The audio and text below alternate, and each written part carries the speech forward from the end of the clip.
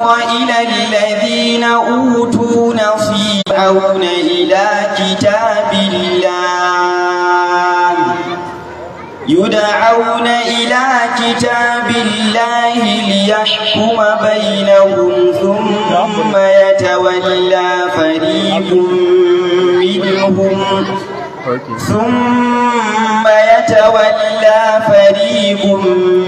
منهم وهم معرضون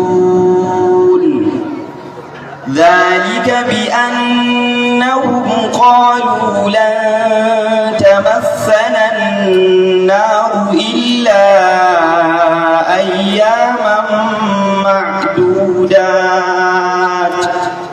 وغرهم في دينهم ما كانوا يفترون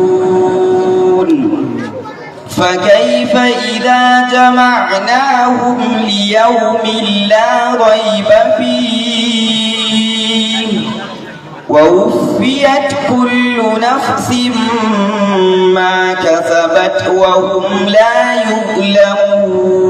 يظلمون قل اللهم مالك الملك تؤتي الملك من تشاء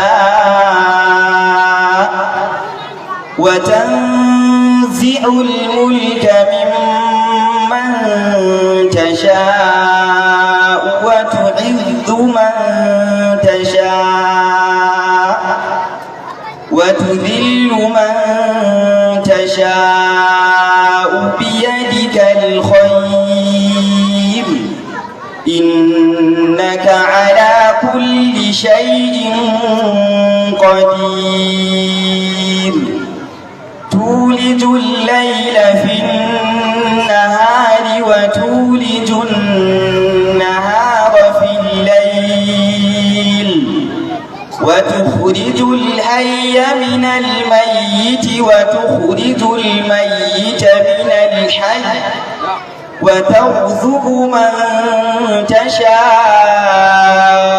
بغير حساب الله. الحمد لله الذي أنزل الكتاب على عبده ولم يجعل له عوجا. الحمد لله الذي نزل الفرقان على عبده ليكون للعالمين نذيرا. وصلوات الله وسلامه على من أرسل إلى الثقلين بشيرا ونذيرا وداعيا إلى الله بإذنه وسراجا منيرا.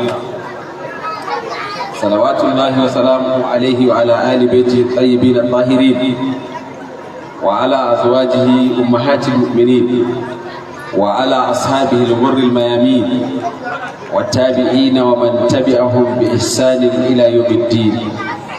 أما بعد، الإخوة في الله،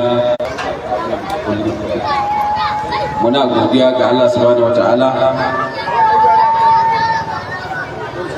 wanda ya tara mu a wannan gari mai albarka, garin Walawa. To mu ba mun zo garin bane ba don mu wala, mun zo ne don mu yi wa'azi. Alamba shi bayan wa'azin sai mu sakata mu wala mu ma insha Allah ta'ala. Abu da biyu, kamar yadda mai wa'azi wanda ya sauka Mala Abbas Bello Dokajo, Allah ya saka masa da alkhairi, ya fahimta ta idan ma muka tsaya akan wa'azin da yayi kawai aka tashi kuma aka sami wanda suka yi aiki da wa'azin a cikin garin nan, shikenan kwalliya ta biya kudin sabulu jimalan Bahaushe. To amma kasancewar musulunci yana da faɗi, mu ma za mu sami abin da muka faɗa doriya akan abin da ya faɗa, domin wa'azi aiki ne na Annabi sallallahu alaihi wasallam, aiki ne da sahabba Annabi sallallahu alaihi wasallam suka ɗauko suka isar da addinin musulunci a kowane sako da kowane lungu na duniya. A bayansu kuma aka sami tabi'ai suka ɗauka suka yi ta yi. Bayan tabi'ai aka sami tabi'ut tabi'in ba su yi ƙasa a gwiwa ba, bayan su aka sami yan bayan su ma suka ci gaba da gwagwarmaya. To bai kamata ba a ce kuma sai da musulunci ya zo hannunku ba sannan ya sami tangarɗa aka yi sanni ta fuskar da'awa ba. Don haka mu ma za mu iya abin da za mu iya yi, wanda sun Allah halicce su a bayan mu su ma sai su zo su ɗauka daga inda muka tsaya. Muna roƙon Allah subhanahu wata'ala ya sanya ya ɗora ladar wannan wa'azi akan mizani a ranar alkiyama. Duk wanda yake da hannu a cikin wannan wa'azi, muna roƙon Allah subhanahu wata'ala ya ɗora masa ladarsa kan mizanin sa ranar alkiyama. Jama'a, annabi sallallahu alaihi wa sallama an aiko shi ga duk duniya ne, mutanensu da aljanunsu. Daga cikin mutane an sami wanda suka yi imani da shi, an sami wanda suka kafirce masa. A cikin aljanu an sami wanda suka yi imani da shi, an sami wanda suka kafirce masa. Muna roƙon Allah subhanahu wata'ala ya san mu cikin mu'minai, kuma ya bar mu akan musulunci, ya karbi rayukan mu kan addinin musulunci, ya tada mu cikin al'ummar annabi Muhammad sallallahu alaihi wasallam a ranar gobe kiyama. Annabi sallallahu alaihi wasallam ya yi gagarumin aiki. Allah ya aiko shi a cikin wasu irin mutane, wanda wannan mutanen Allah subhanahu wataala ya sanya lokaci ne na jahilci, har ma ana kiran lokacin da jahiliya period, lokacin jahiliya. Mutane ne masu bautar gumaka, wasu na bautar rana, wasu na bautar wata, wasu na bautar taurari, wasu na bautar mala'iku, wasu ma dabbobi suke bautawa, wasu kuma ba su da addinin ma kwata-kwata. Allah ya aiko annabi sallallahu alaihi wasallam ya ce waɗannan mutanen a gyara tunaninsu, a juya kwakwalensu, su gane girman Allah, su daina yi ma Allah shirka, su shaida lalle Allah kaɗai za a bautawa. Wannan shine dalilin da yasa daga annabawa sun sha wahalar mutane kwarai kafin mutane su fahimci wannan. Wata rana annabi sallallahu alaihi wasallam ya zo ya tara mutane, ya karanta musu Qur'ani, yayi wa'azi, amma ba su gamsu ba. Annabi ya yi baƙin ciki da wannan rashin gamsuwa, har ma aka sami waɗansu na kusa da shi suka tashi suka ƙaryata shi, suka ce ƙarya yake yi, yana son mu bar addinin kakanni ne, shi mu zo mu bi addininsa. Manzo Allah ya yi baƙin ciki akan wannan. To sai Allah ya saukar da ayoyi ya gaya masa, ya ce kar ya baƙin ciki da ya ga mutane ba su gamsu ba ko sun kafirce masa. Allah ya ce ai a daidai lokacin da kake karatun alƙur'anin, to an sami wata tawaga ta aljanu wanda suka zo suka saurari karatun alƙur'ani, kuma suka shiga musulunci, kuma suka juya ƙasashensu sun kama wa'azi. Ubangiji da kanshi ya bada labari a rama a cikin suratul ahqaf. Allah ce wa isarafna ilayka nafaran min al-jinni. Na'am. وإذ صرفنا إليك نفرا من الجن يستمعون القرآن فلما حضروه قالوا أنصتوا فلما قضي ولوا إلى قومهم منذرين قالوا يا قومنا إنا سمعنا كتابا أنزل من بعد موسى مصدقا لما بين يديه يهدي إلى الحق وإلى طريق مستقيم. Ubangiji ya ce wa in sarafna ilayka nafaran min al-jinn. Ka tuna ya manzon Allah lokacin da kai wa mutane wa'azi ba su yadda ba. Allah ya ce to mun karkato da wata jama'a ta aljannu. Ita wannan jama'ar ta zo ta saurari karatun alqur'ani, yastami'una alqur'an. Falamma hadaruhu, a lokacin da suka iso inda ake karatun alqur'ani, qalu ansitu, sai aljannu suka ce wa jama'a su saurara. Ashe idan ana karatun alqur'ani ba a surutu, ana karatun alqur'ani ba a magana. ana karatun alkur'ani shiru ake yi a saurari sakon ubangiji. Allah ce aljanu ne suka ce an situ jama'a ku saurara. Falamma qudiya, a lokacin da manzo Allah ya gama wannan karatun, wallau ila qaumihim munzirin, sai suka juya suka koma zuwa ga mutanensu suna masu gargadi. Ma'ana suna gama sauraron karatun annabi sallallahu alaihi wasallam kawai suka gamsu, suka yi kalmar shahada. Shi ma manzo Allah bai sani ba sai da Allah ya bashi labari. Dan haka sai suka juya suka koma wa mutanensu suna wa'azi suna gargadi. Suna zuwa Allah ya ce kalu, sai suka ce ya kaumana, ya ku mutanenmu, mutanen aljanu fa kenan, suka ce inna sami'na kitaba, mun ji wani irin littafi abin karantawa, unzila min ba'di Musa, an saukar da shi bayan annabi Musa. Wannan shi nuna aljanun sun sami tsawon rai tun daga zamanin annabi Musa har zamanin annabi Muhammad sallallahu alaihi wasallam suna da rai. Domin malamai sun ce aljanu suna samun rayuwa mai tsayi a ban ƙasa, suna yin shekaru dubunnai,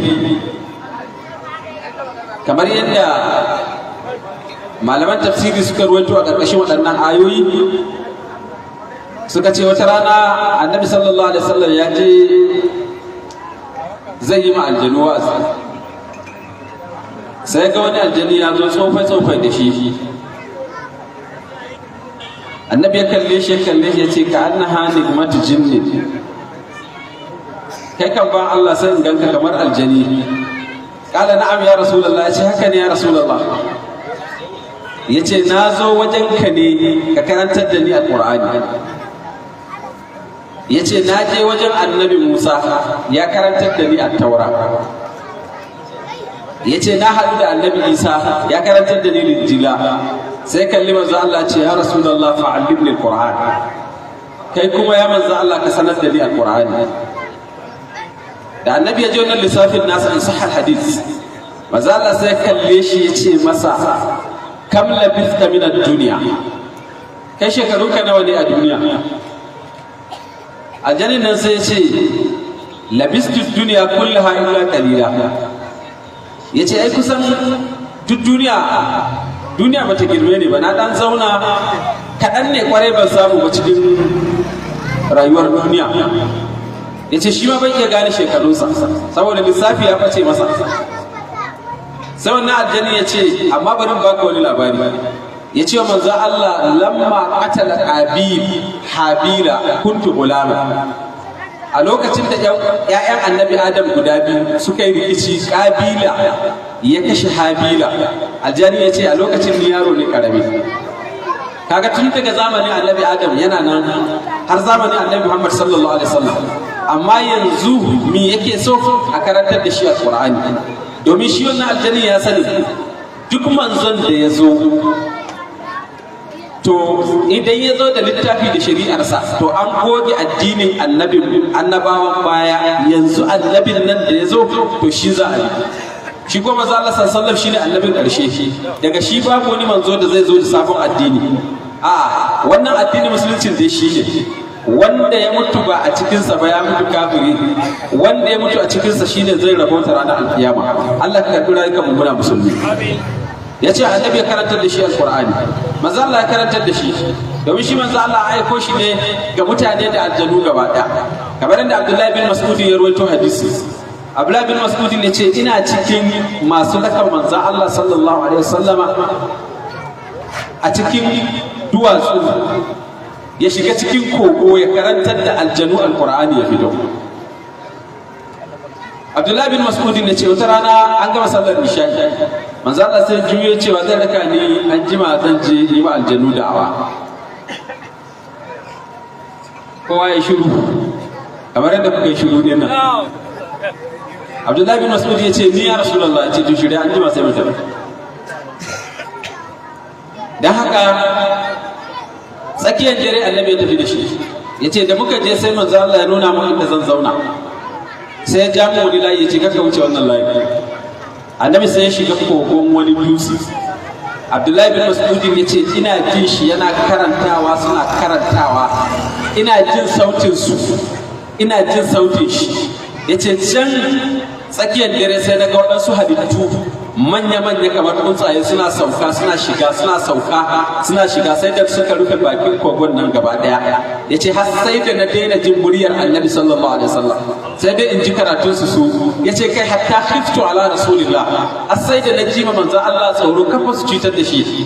Ya ce ni dai ina na zaune. Ya ce can kusa da sanyin asuba sai na ga suna tashi, wannan halittun suna tashi sama. Kawai sai manzo Allah ya fito ya ce kana ina Ibn Mas'ud? Ya ce ga Allah. Ya ce mutum suka dawo. Ya ce a hanyar mu ta dawowa nake ga manzo Allah, nace ya Rasulullah, wai wannan halittun da naga suna sauka har suka rufe wurin gaba daya, har ta kai gaba na jin sautin ka, wani halittu ne wannan? Manzo Allah ya ce waɗansu nau'ukan aljanu ne da suka zo daga garin Ninawa.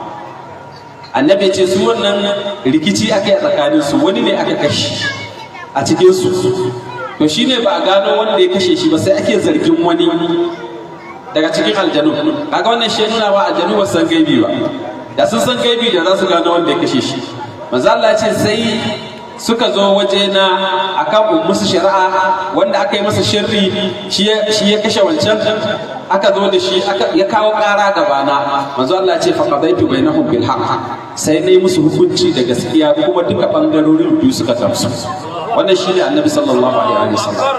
To kaga idan manzo Allah zai je karantar da aljanu kuma su karba su yi imani, to Annabi ya fi karfin ya bada sako a karanta ma mutane su kuma su ce ba su gamsu ba. Manzo Allah sallallahu alaihi wasallam ya fi karfin ya faɗi magana wani ya kinta maganarsa. Annabi ya fi karfin wannan. Wajibi ne idan kana son ka tsira ranar alkiyama, to ka tsaya kan maganganun Annabi sallallahu alaihi wasallam. Idan aka ce maka manzo Allah ya faɗa, to magana ta kare. Yanzu maganar wani bata taso ba, babu wani malami ko wani wali da ya kai darajar Annabi sallallahu alaihi wasallam, babu shi. Babu ko cikin sahabban Annabi sallallahu alaihi wasallam babu wanda yake sayyidina Abubakar daraja, da sayyidina Umar, da sayyidina Usman, da sayyidina Ali. Amma idan aka ce Annabi ya faɗa, to maganar su babu ita. Jama'a mu fahimci girma Annabi sallallahu alaihi wasallam. Sai Allah ya ce aljanu suka tara mutanen suna cewa ya kanwana inna sami'na kitaban unzila min ba'di Musa, ya ku mutanen mu mun ji ana karanta wani littafi, Allah ya aiko wani sabon manzo, an saukar da littafin bayan Annabi Musa, kuma littafin ya hadi ila al-haqqi musaddiqan lima bayna yadayhi, yana gaskata abinda yazo kafin shi na littattafai, sannan ya hadi ila al-haqq wa ila tariqil mustaqim, yana shiryar da mutane zuwa ga gaskiya.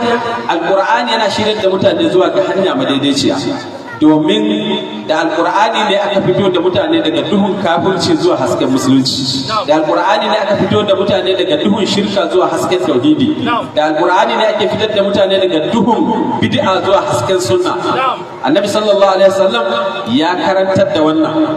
Sai aljannu suka ce ya qaumana ajibu da'i Allah, يا قومنا أجيبوا داعي الله وآمنوا به يغفر لكم من ذنوبكم ويجركم من عذاب أليم.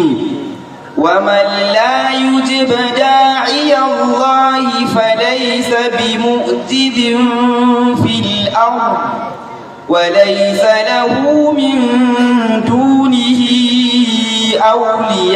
أولياء أولئك في ضلال مبين. Ubangiji ya ce sai aljanu suka kowa suka ce ya qaumana ajibu da'i Allah, ya ku mutanenmu ku amsa mai kira, ku ansa mai kira zuwa ga Allah. Waye da'i Allah?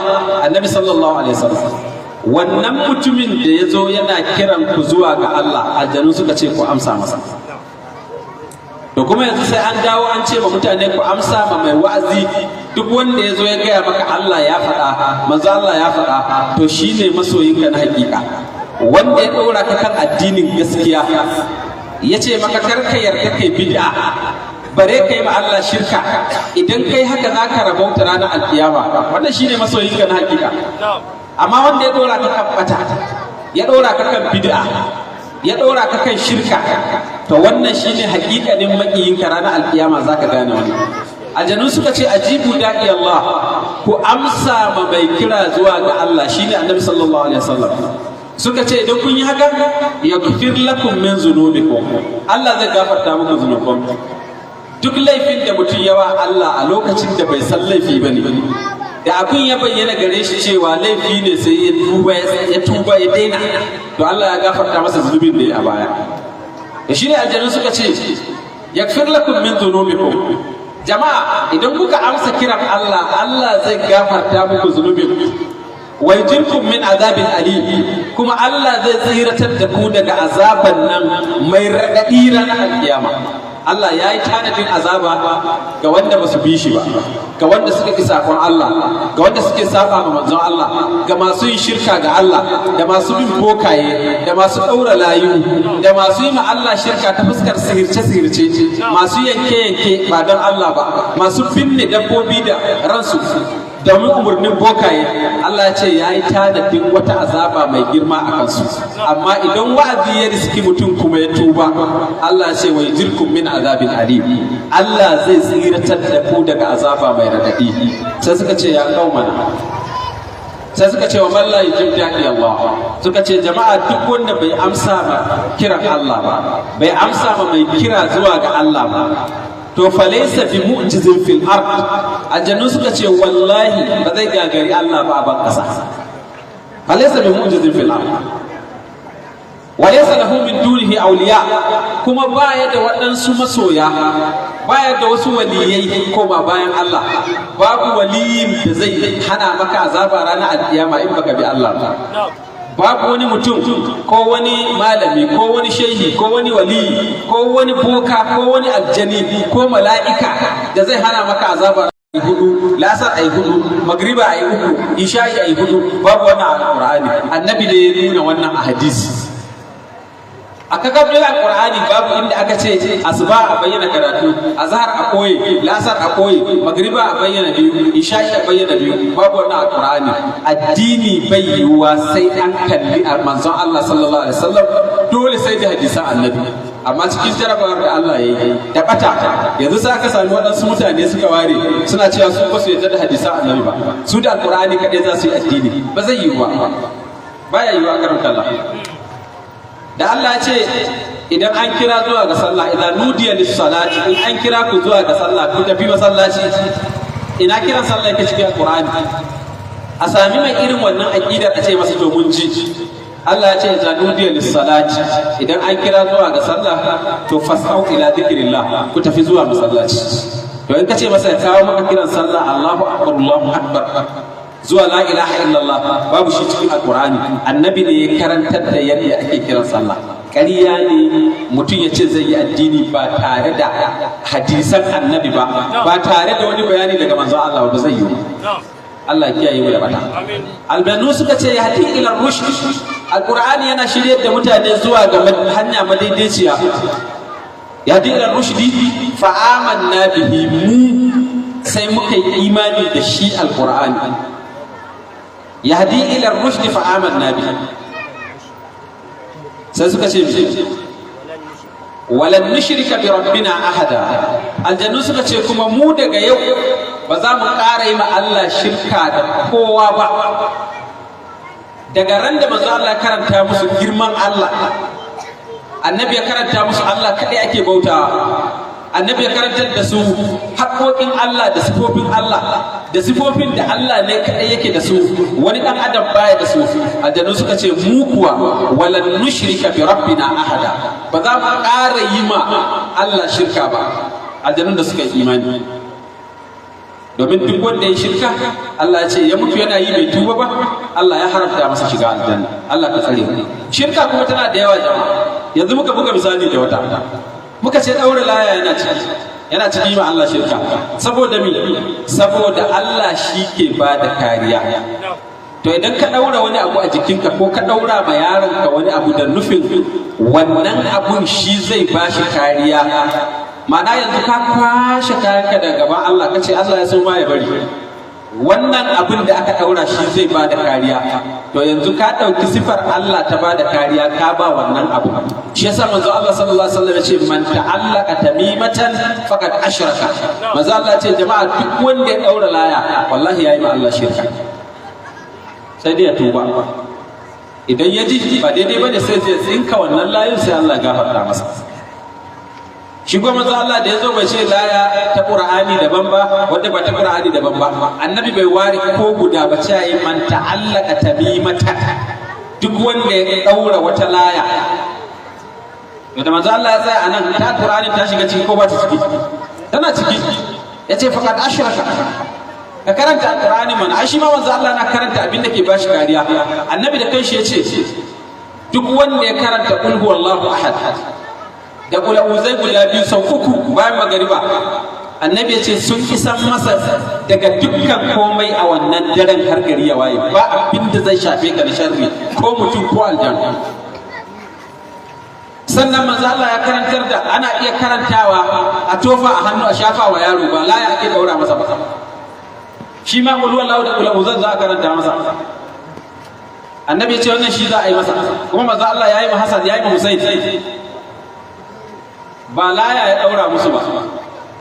Kuma a zamanin annabi akwai kayan rubutu, akwai takardu, akwai tawada, akwai fatar da za a dinke layar, akwai malinkin, akwai zare, akwai allura, amma duka manzo Allah sai karanta sai a tofa musu, ba dinka musu layu za a yi ba. Shirka ne da Allah. Wani mutum ya taɓa musulunta sabo ne kawai bai san tauhidi ba, ya zo majalisar annabi sallallahu alaihi wasallam, sai manzo Allah ya ganshi da wani abu a daure daga a hannunsa anan, akwai wani abu da ɗan dambe da ɗan kunci suke daurewa anan, to irin shi ne ya daura. Yana zuwa manzo Allah ya kalle shi ya ce ma hazi, menene wannan? Sai ce hazi min alwahina ya rasulullah, wannan yana daga cikin abin da zai ba mutum kariya ya hana shi tufa da wuri, magani sanyin kashi ne. Manzo Allah ce in ziha fa innaha la taziduka illa wahda. Annabi ya ce cire ta, babu abin da za ta kara ma sai rauni. A ranar kiyama rauni ne bisa rauni. Mutumin da yake sabon musulunta da abin ya bashi mamaki, da annabi ya ga kamar yana mamaki, sai manzo Allah ya ce walau mitta wa hiya alayk, da ka mutu wannan abun na daure a hannunka, ma aflahta abadan. Manzo Allah ce ba za ka rabauta ba har abada, ba ka shiga aljanna, ba kai ba aljanna. Ka mutu da kiri a gugunka baka tuba ba, daga a hannunka baka tuba ba, manzo Allah ce wallahi ba kai ba aljanna, saboda ka mutu kana yi ma Allah shirka. Shi kuma Allah ya ce wa man yushrik billah faqad harrama Allah alaihi aljanna. ومن يشرك بالله فقد حرم الله عليه الجنة ومأواه النار وبئس المصير. إن الله لا يغفر أن يشرك به ويغفر ما دون ذلك لمن يشاء ومن يشرك بالله فقد ضل ضلالا مبينا. Ubangiji ya ce inna Allah, lalle Allah, la yakfiru an yushraka bihi, Allah baya gafara a yi masa shirka, a mutu ana yi ma Allah shirka ba tuba ba, Allah ce wannan ba za mu gafarta masa ba ranar kiyama. Wa yakfiru ma duna zalika liman yasha, amma Allah yana gafarar duk laifin da bai kai shirka ba ga wanda ya ga dama, ba duk duniya gafarta masa za a yi ba. Allah yana gafartawa ga wanda ya ga dama. Allah ka gafarta ma. Amma in ta shirka ce malam sai dai ka tuba tun kana da sauran lokaci. Allah ce amma in ka mutu kana yi ga sanarwa, lalle Allah baya gafarar zunubin shirka bayan an mutu, sai dai a tuba. Allah ka samu cikin masu tuba. Ubangiji sai ce wa man yushrik billah, duk wanda ya mutu yana yi ma Allah shirka faqad dalla dalalan mubina, hakika wannan ya bata bata bayyananniya. Me yasa Allah ce bayyananniya? Saboda a bayyane take a karara, duk mai hankali digo ɗaya zai iya gane wannan abun ba daidai ba ne. Domin kaddara layar, ɗauko layar. Jariri ne Allah halicce shi cikin mahaifa, ya ba shi kariya a ciki. Uwar tana da ciki ma lokacin da take da cikin ma kuma yaron bai mutu ba, wai ba shi kariya? Allah ya ɗauki abinci, Allah ya haɗa cibiyar uwar da cibiyar jariri, Allah ya yi wani wayarin, sai Allah yake tare jinin al'adar uwar, sai a markaɗa shi sai ya zama nono madara, sai Allah ya tura masa can cikin cikinsa. Waye masa wannan hidimar? Allah ne. Allah ya ɗauki iska ya kai masa a cikin mahaifa inda duk duniya ba wanda ya kai masa wannan iska, ko mahaifiyarsa ko mahaifinsa da haife shi bai isa kai masa iska ba, duka da rayu. Sai da aka haifi wannan jariri, sai iyayen suka ruga suka ɗauko layu sai suka ɗaura masa, aka ɗaura masa uku, aka ce Allah ya bari, wanda ya duka wancan hidimar cikin ciki, sai aka ce a yanzu ya so ma ya bari, ko yanzu mu za mu ba shi kariya ga laya. Akwai hankali a wannan? Ka kalli hidimar da Allah ya masa. Tun yana digon mani, Allah ya maida shi digon jini, Allah ya maida shi tsoka, Allah ya kusa aka hura masa rai, Allah ya suranta shi, wa huwa alladhi yusawwirukum fil arhami kayfa yasha. Allah ne yake suranta ku cikin mahaifa yanda ya ga dama, yayi wani fari, wani baki, wani dogo, wani gajere, haka yusawwirukum fil arham kayfa yasha. Allah ya kai masa abinci inda ba wanda ya sai kai masa, Allah ya kai masa iska inda ba wanda ya sai kai masa. Duk haukan mutum ba taɓa ganin wanda ya ɗauki famfo ya sa a bakin matarsa ba yana zuga iska, yana son iskar ta je wajen jaririn shi don ya rayu. Ba taɓa gani? Yanzu wa ya kai masa iskar? Allah ne. To sai an haife shi kuma gashi ya diro sansalele a ƙasa. Allah ce kalli inda ya fito ma bai kare ba, ko tarkaɗe bai yi ba, shine sun masabila ya tsara. Allah ce muka sauƙaƙe masa hanyar fita, sai da ya diro duniya kawai sai a je a ruko, sai a ɗaura masa wani abu ce maganin kambun baka, a ɗaura masa wani abu ce maganin mayu, a daura masa wani abu ce maganin kaza, a daura. Ma'ana shi Allah bai iya bai in ya so mai bai.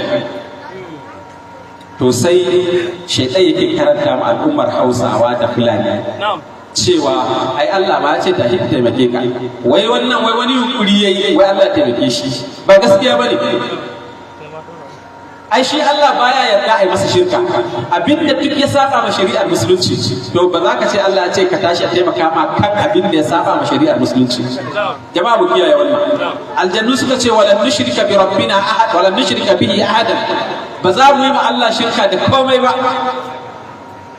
Abu na biyu daga cikin nau'ukan shirka, a ɗauki tawakkali daga wani wuri, daga wajen Allah a maida shi wani wuri.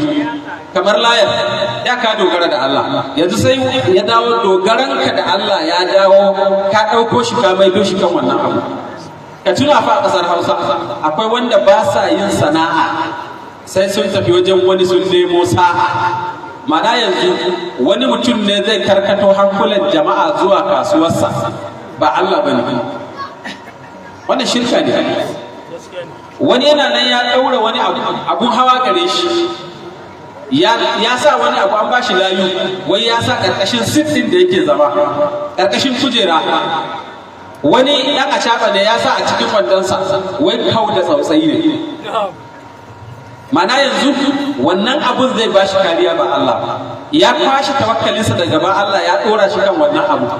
Sau na za a tattara mutane, motar ya yi haɗari, ya mutu ga layu ga yadda a ƙasa, a ranar ba su yi aiki ba ne. To sai zama a shirmen ya wuce nan, wasu ma hoton wani kawai za su samu su liƙa a abun hawan su, yana ba su kariya. Ita shirka fa rashin hankali ne, rashin tunani ne. Manzo Allah sallallahu alaihi wasallam ya ce, to jama'a ku saurara ku, annabi ya ce man takahhana aw tukuhhina lahu aw tatayyara aw tutayyira lahu aw sahara aw suhira lahu faqad kafara bima unzila ala Muhammadin sallallahu alaihi wasallam. Manzo Allah ce duk wanda ya bokanci ko ya yadda aka yi masa, ma'ana aka bashi umurnin ka je ka samo kaza da kaza, ka yi kaza, ka yi kaza, ka yanka kaza wadda bata taɓa yin kwai ba, ka yanka tattabara, ka yanka kaza, ya yarda ya bi wannan umurnin. Annabi ya ce wannan ya kafirce ma abin da aka saukar ma annabi na alqur'ani. Faqad kafa bima unzila ala Muhammad, ya kafirce ma abin da aka saukar wa annabi Muhammad. Jama'a menene faqad kafara? Ya kafirta inji manzo Allah. Annabi ya ce la'ana Allahu man zabaha li ghairi Allah. Allah ya tsine ma, Allah ya la'anci wanda ya yanka wata dabba ba dan Allah ba. Umurni ne wani boka ya bashi, kuma ya je kwantar da wannan dan taure. Aka ce ya samu bakin dan taure, ya je samu, ko ya je samu kaza. Yadda za a yi ba aure, sai ta je ta samu wata kaza, ta yanka ma diyar. Wai za a dafa kazar da riɗi, da naman raƙumi, da nonon raƙumi, da menene. Ka'idar kazar wannan shiyar ita kaɗai za ta cinye, kuma kazar sai an samu wadda ba ta taɓa haihuwa ba, kuma ba za a yamma wani ba. Idan aka yamma wani abin ya kare, wai za a bata mallakin mijinta. Wannan shirka ne, tsantsar shirka, mahabu shirka.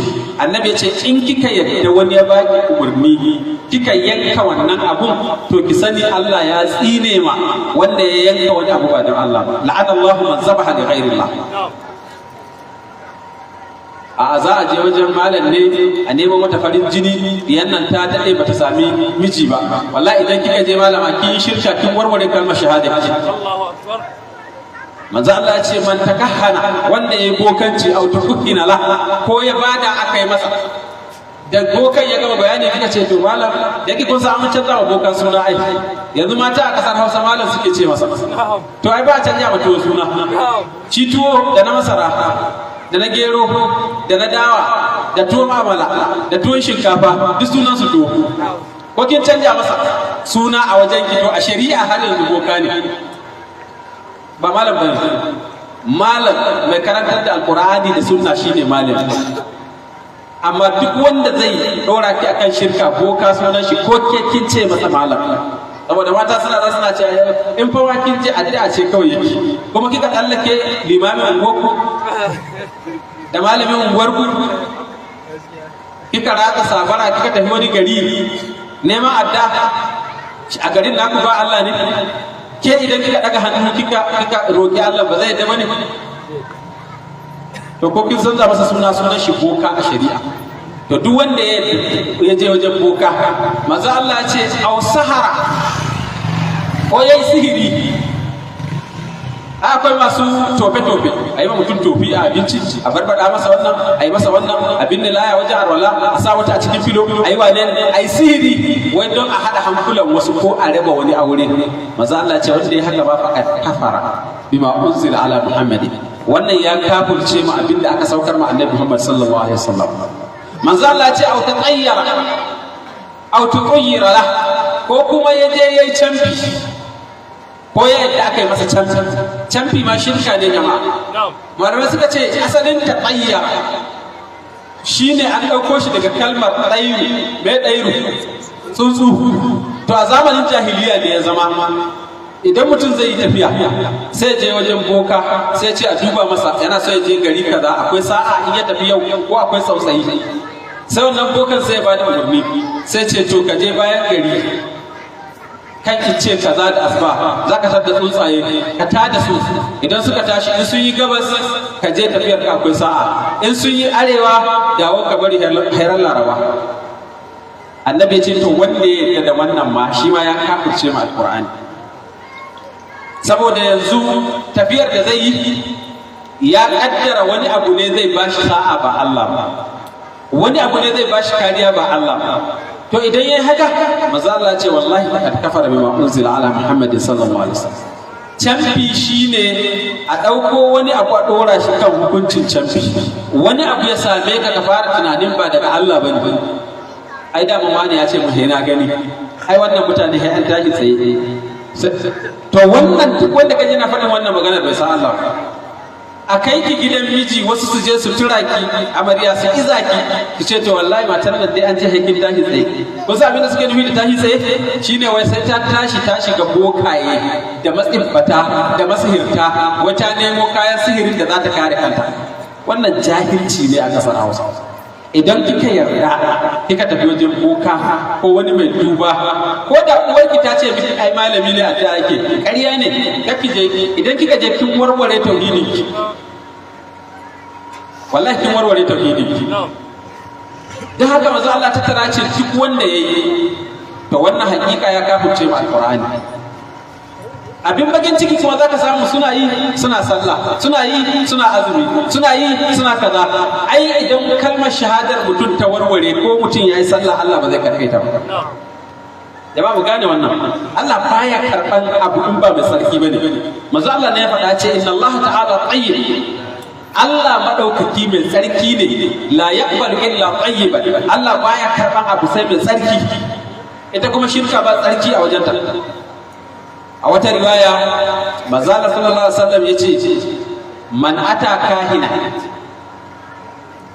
lam tuqbal anhu salatu 40 yawman wanda ya je wajen boka annabi yace ba za a karbi sallar sa kwana 40 ba subhanallah wa man ata kahinan fasaddaqahu bima qala faqad kafara bima unzila ala muhammadin manzo Allah yace wanda kuma ya je kuma ya gaskata shi to wannan kuma ya kafirce ba alqur'ani kwata malamai suka ce wancan wanda ba a karban masa sallar kwana 40 shi fa wanda ya je ne bai gaskata bokan ba shi kallo ya je dan kallo ne dan rikiya ne wata ta ce da Allah zo ki raka ni nan wajen malam sai kuka tafi tare kawarki ta je ta faɗi bukatunta ke ba ki ce komai ba annabi ya ce wanda ya je ma kallo ko rikiya to ba za a karɓi sallarsa ta kwana 40 ba wannan horo ne aka yi masa kuma ba a ɗauke masa sallar ba dole ya yi kuma Allah ba zai karɓa ba wanda ya je kuma ya gaskata to wannan kuma ya kafirce ma alqur'ani manzo Allah ya ce au arrafa ko wanda ya je wajen mai duba akuyarsa ce ta bata sai je wajen wani ya ce da Allah malam an satan mu akuya nake so a dan duba mu a ga wani jiha ta yi kawai sai wannan mutum ya zana kasa ya goge ya ce to akuyar nan taka a neme ta yamma aka yi da ita kai ka yarda annabi ya ce to in ka yarda ka kafurce wa alqur'ani ai babu wanda ya san gaibi ban da Allah babu wanda ya san koyayyen abu sai Allah babu wanda isa zana kasa ya ce ma akuyarka tana gari kaza ko an sace mun waya ce wayarka tana wuri kaza wallahi babu shi yanzu muke karanta aljanun ba san gaibi ba wanda ya san gaibi in banda Allah Allah ran masal aljanu suka ce wa annahu ta'ala jaddu rabbina wa annahu ta'ala jaddu rabbina mattakhadha sahibatan wala walada وأنه كان رجال من الإنس يعوذون برجال من الجن فزادوهم رهقا وأنه كان وأنا ظننا أن لن تقول الإنس والجن على الله كذبا aljanu suka ce wa annahu ta'ala jaddu rabbina mu'mina aljanu suka ce tsakani ga Allah jama'a girman Allah jaddu rabbina girman ubangijin mu ta'ala ya daukaka girman Allah ya kai girma inji aljanu mattakaza sahibatan shi Allah baya da mata ya fi karfin wannan wala waladan Allah baya da yaya ya fi karfin wannan Allah ba shi da yaya domin ana samun ɗa saboda abubuwa guda uku na farko ya gaje ka in ka mutu na biyu ya taimake ka na uku ya kama maka in ka tsufa shi kuma Allah baya da sifar tsufa ba sifar gajiyawa ba sifar mutuwa to me zai da shi yasa Allah ya ce kiristoci kafirai da suke cewa Allah yana da ɗa annabi Isa ɗan Allah ne Allah ce wannan kafirai ne kuma Allah zai musu azaba ranar kiyama Allah ce laqad kafara alladhina qalu inna Allaha huwa al-masih ibn maryam hakika masu cewa Allah annabi Isa dan Maryam wai shine ubangiji ko masu cewa inna allaha thalith thalatha Allah ce wannan sun kafira sai aljanu suka ce wa annahu amma yadda lamarin yake abin mamaki kana yaqulu safihuna ala allahi sha safihan zuwa safihai mahaukata ko aljanu suka ce mahaukatan ashe cikin aljanu akwai wanda ba su da hankali sun kasance suna faɗar maganar da ta wuce iyaka akan Allah wa annahu yanda lamarin yake kana yaqulu safihuna safihai daga cikin mu suna faɗar ala Allah shadadan maganar da bata dace da Allah banda safihi wa zai faɗi maganar da bata dacewa da Allah ai ko a cikin mutanen akwai safihai masu faɗin maganar da bata dace da Allah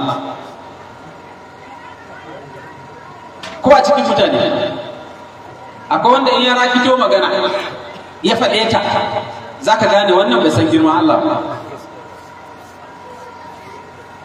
wallahi bai san girman Allah ba ko da na gani a social media na ga a waya an turo wani wai malami ne aka ce wai yana faɗan alƙiyama ta tashi Allah ya tara malamai irin su Imam Malik Allah ya tambaye su don me kuka raba addini na wannan ya zama dan malikiya wannan ya zama dan kaza wani fa yake ba labari wai malami ne dan Kaduna ne wai sai Abu Hanifa ya ce ka tuna hakki ya ba ka tashi ba amma na faɗin wai sai Abu Hanifa ya ce ai ya ubangiji ba mu raba addinin ka ba sai Allah ya ce ni ne shaida kun raba addini sai ce ya ubangiji ai yanzu kaga alkiyaman nan kai ne alkali shi kuma alkali baya ba da shaida kan mutum kai dai ka kawo wani yanzu wannan ya san waye Allah wasu Allah ce to mala'iku suna shaida kun yi ba daidai ba wasu Abu Hanifa ya ce ya ubangiji ba mu yarda da shaidar mala'iku ba ai makiyan mu ne tunda lokacin da zaka hadice mu sun ce a tajalu fiha man yufsidu fiha wa yasfiku dima'a yanzu wannan magana ta dace da Allah abun ha bai faru ba alkiyama ba ta ma tsaya ba wai a'a ina dalili sai ce wai wani ne yayi mafarkin alkiyama ta tashi haka ya faru kai ka taɓa gani ana addini da mafarki kawai zo nan walawa in ce muku yan walawa na yi mafarkin kasa akwai yan yaudara na yi mafarkin Allah ya ce ku tara mun kuɗi kuma ku yadda ku tara mun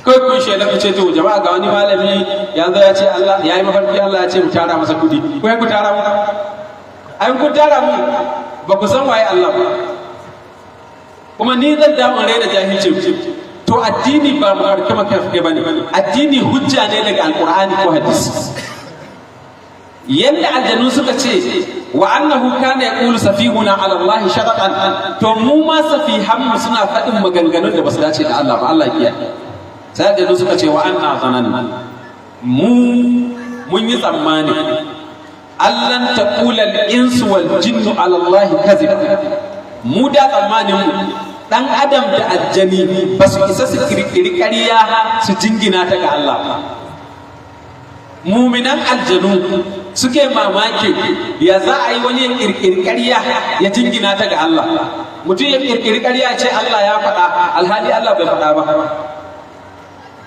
a cikin mutane akwai masu wannan sai kirkiri abu shi kirkiri kansa ba sai ce kuma addini ne kuma in an yi za a sami lada amma in ka bi alqur'ani gaba ɗayansa ba wannan abu in ka bi hadisan annabi gaba ɗaya ba wannan abu shi ya kirkiri abunsa kuma da ya sai ya sa wannan abu cikin addini yayi ma Allah ƙarya yayi manzo Allah ƙarya ya fassara ayar alqur'ani ba daidai ba sai suka ce wa annahu yanda lamarin yake da kana rijalun min al-insi ya'uduna bi rijalin min al-jinni fazaduhum rahaqa aljanu suke ba da labarin wai me yasa a yanzu aljanu suke ba mutane umarni suke cutar da mutane sai suka ce ai yanda lamarin yake da aljani tsoron mutum yake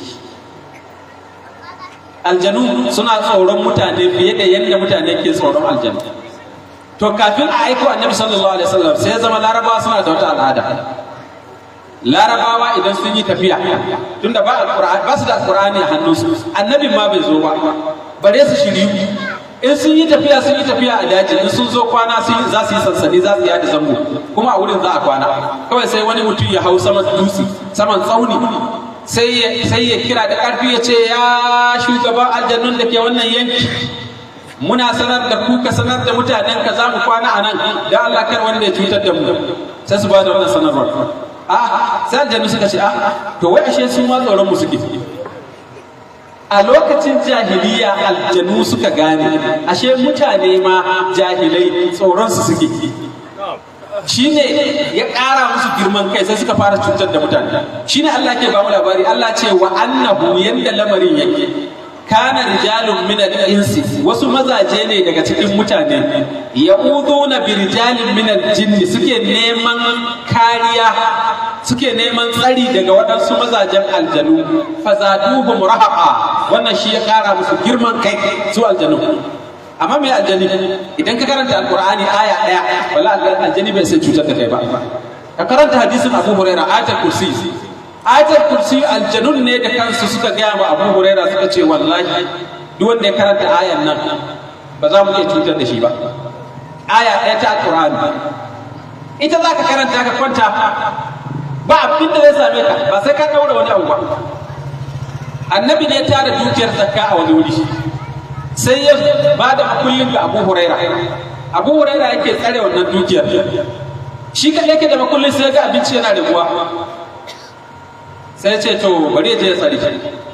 Rana yana tsaro a tsakiyar dare, kawai sai ya ga wata giwa ta taho, an san giwa tana zuwa bakin kofar shagon ko ɗakin inda abinci yake. Kawai sai Abu Hurairah ya ga ta zama mutum, dattijo tsoho, tana matsawa kusa, kawai sai ya ji ta zama iska ta shiga, sai ya matso kusa da kofar sai ya tsaya.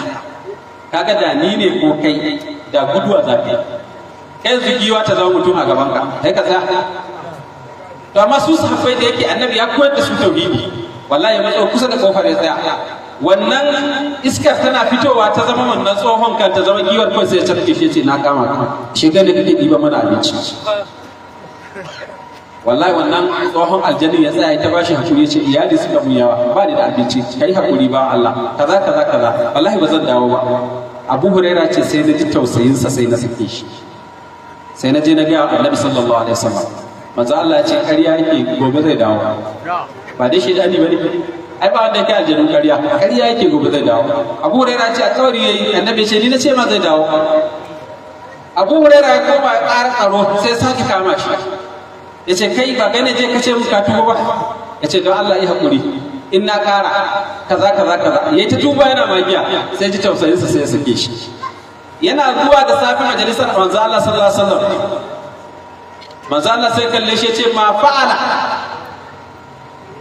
sahibuka bil bariha au kama qala. Manzo Allah ya ce jiya da daddare abokinka ya kuka yi? Abu Hurairah ce wallahi ƙara dawaye ya Rasulullah, kamar yadda ka faɗa dawaye, amma jiya ka ya mun magiyar da ba zai dawo ba. Hadisi ne hasan, yana nan ƙarƙashin tafsirin ayatul kursi a cikin tafsirin Ibn Kathir. Nan take manzo Allah ce masa sake dawowa zai. Abu Hurairah ce ya Rasulullah, har rantsuwa yayi, annabi ya ce ƙarya yake, dawowa zai, ce dani ne fa. Abu Hurairah ce to ba komai. Abu Hurairah ya je sake tsama, ya tsare wannan wurin, kawai sai gashi ya sake dawowa. Abu Hurairah sai ya kama shi, ya ce ka san yau duk magiyar da za ka yi na kai ka gaban manzon Allah sallallahu alaihi wasallam. Aljannin nan ya ci cewa don Allah, don girman Allah, kaka kai ni gaban manzon Allah. Ya ce in na sake dawowa ka kai ni gaban annabin na yi. To da yake sahabbai suna da tausayi, Abu Hurairah ce to ba ku. Yana zuwa manzon Allah ya ce ku kai, ya ce ya sake dawowa. To yi tsira daga sharrin ka da sharrin ire-iren ka. Sai aljanni ya ce akwai wata aya tana nan cikin suratul baqara, ita ce ayatul kursi. Manzo Allah ya ce, wannan aljanni ya ce Abu Hurairah, in ka karanta ta da daddare kama daya ka tsira daga sharri na ni, in ji aljanni, da sharrin ire-ire na gaba daya. Abu Hurairah ya jawo manzo Allah ya ce sadaqaka wa huwa kazub. Wata riwaya manzo Allah ya ce sadaqal khabith. Annabi ya ce ya faɗa maka gaskiya duk da makaryaci ne, ya iya ƙarya kan, amma yau ya faɗi gaskiya. Annabi ya ce aljannin nan da gaske ke, in ka karanta wannan ayar ba abin da zai same ka. to kaji abinda mu ahlus sunna muke karantawa ka gani nan daga ran da aka haife ni zuwa yau ba wanda ya taba daura mu wani abu kuma har yau lafiya ta dawo ba abinda ya taba samu ba wata layar kauda tsautsayi ko wata layar da aka daura mun ta maganin baki ko wata ta maganin mayu mayu ƙarya suke musu cinye wani da araba ka musauko ina akwai don da agaji ya ce hada da shi in akwai mayu a garin nan muna ba da sanarwar muna son a cinye mu ni da ara maka mu je gida ai ƙarya suke yi Allah ce kullun yusibana mujal rama kullun yusibana illa ma kataba Allah lana huwa maulana wa ala Allah falyatawakkalul mu'minun